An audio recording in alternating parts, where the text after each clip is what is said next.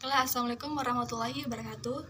Baiklah, pada kesempatan kali ini saya akan menjelaskan tentang teori-teori sosiologi, di mana saya mengambil sebuah teori yang berjudul teori struktural fungsional. Yang pertama, karakteristik perspektif struktural fungsional. Teori ini menekankan keteraturan atau order dan mengabaikan konflik dan perubahan-perubahan dalam masyarakat. Konsep-konsep utamanya antara lain fungsi, disfungsi, fungsi laten, fungsi manifest, dan keseimbangan. Menurut teori ini, masyarakat merupakan satu sistem sosial yang terdiri atas bagian-bagian atau elemen yang saling berkaitan dan saling menyatu dalam keseimbangan. Menurut Lauer, terdapat beberapa asumsi. Yang pertama, masyarakat harus dianalisis sebagai satu kesatuan yang utuh, terdiri atas bagian-bagian yang saling berinteraksi. Kemudian yang kedua, hubungan yang ada bersifat satu arah atau hubungan yang bersifat timbal balik. Kemudian yang ketiga, sistem sosial yang ada bersifat dinamis, penyesuaian yang tidak perlu banyak mengubah sistem sebagai satu kesatuan yang utuh. Kemudian yang keempat, interaksi yang sempurna di masyarakat tidak pernah ada sehingga di masyarakat senantiasa timbul ketegangan-ketegangan dan penyimpangan, tetapi akan dinetralisasi melalui pelembagaan. Kemudian yang kelima, perubahan akan berjalan secara gradual dan perlahan sebagai satu proses adaptasi dan penyesuaian. Kemudian menurut teori struktural fungsional, masyarakat sebagai satu sistem memiliki struktur lembaga. Fungsi-fungsi lembaga-lembaga tersebut memiliki fungsi masing-masing. Contohnya yaitu lembaga sekolah mempunyai fungsi mewariskan nilai-nilai yang ada untuk generasi. Dan yang kedua, pandangan Robert Camerton tentang fungsionalisme. Dengan mengacu pada Max Weber, William A. Thomas, dan Emil Durkheim, Merton memusatkan 3 perhatian.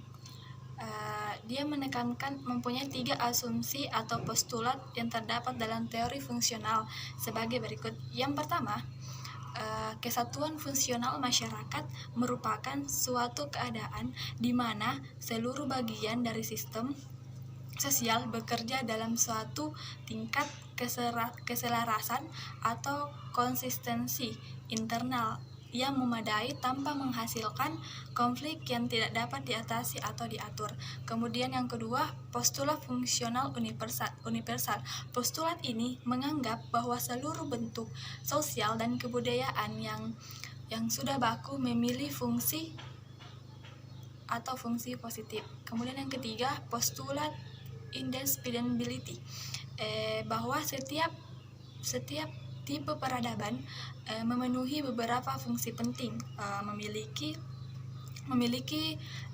jumlah tugas yang harus dijalankan dan merupakan bagian penting yang tidak dapat dipisahkan dalam kegiatan sistem keseluruhan.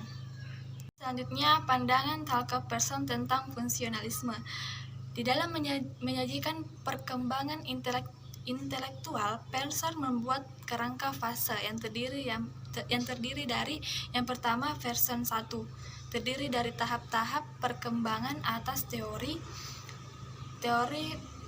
politik dan tindakan sosial. Yang kedua, version 2, pembebasan dari kekangan teori tindakan sosial yang mengarah struktural fungsional ke dalam pengembangan suatu teori tindakan yang lebih umum yang berisikan konsep dan kebutuhan sistem yang penting. Kemudian version 3 mengenai metode sibernetika dan sistem-sistem sosial.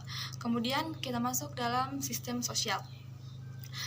Sistem sosial adalah suatu sistem tindakan yang terbentuk dari sistem sosial berbagai individu yang tumbuh dan berkembang di atas standar penilaian umum atau norma-norma sosial yang disepakati bersama oleh para anggota masyarakat.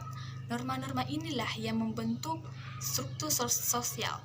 Adapun ciri-ciri sistem antara lain tiap bagian dari sistem saling tergantung satu sama lain dan memberikan konsekuensi secara berkreasi. Kemudian yang kedua, hubungan antara bagian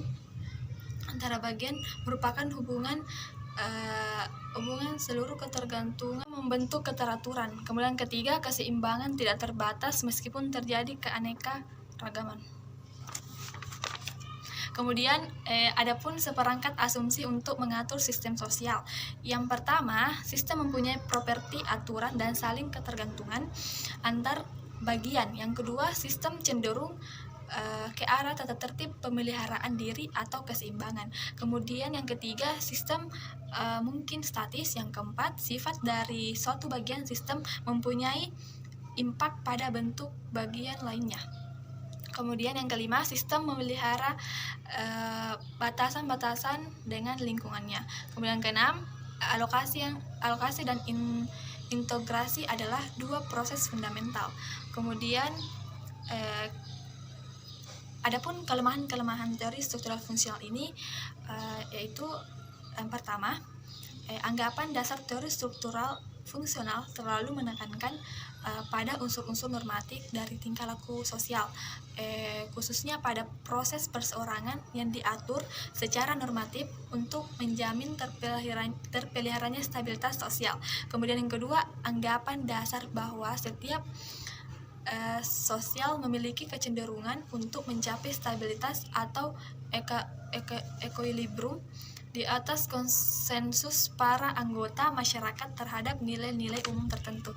Demikianlah penjelasan yang dapat saya sampaikan. Mohon lebih dan kurangnya mohon dimaafkan. Assalamualaikum warahmatullahi wabarakatuh.